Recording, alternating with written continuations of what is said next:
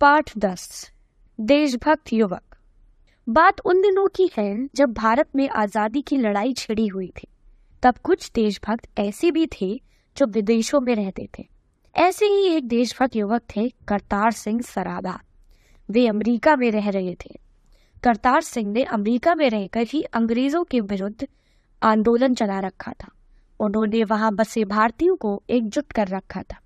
इससे अमेरिकी पुलिस परेशान थी।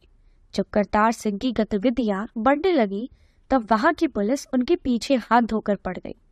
करतार सिंह पुलिस से बचते बचते कोलंबो के रास्ते भारत आ गए। यहाँ आकर वे एक सैनिक छावनी में पहुंचे।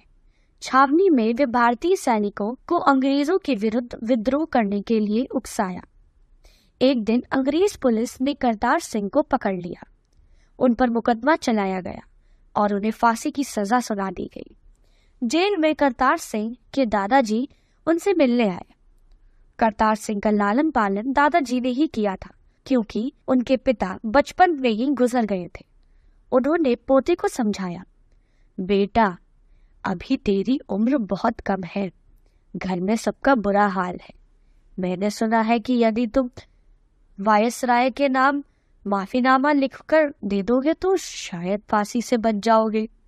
दादाजी की बात सुनकर करतार सिंह कुछ क्षण तक चुप रहे।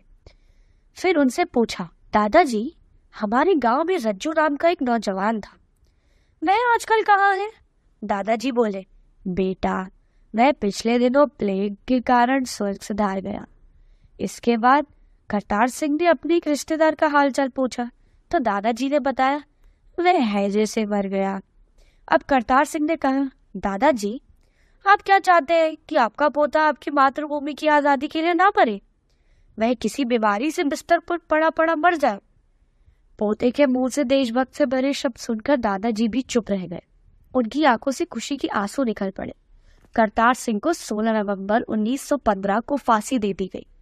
जिस दिन करतार सिंह को फांसी दी गई उस दिन उनकी उम्र मात्र 19 वर्ष थी।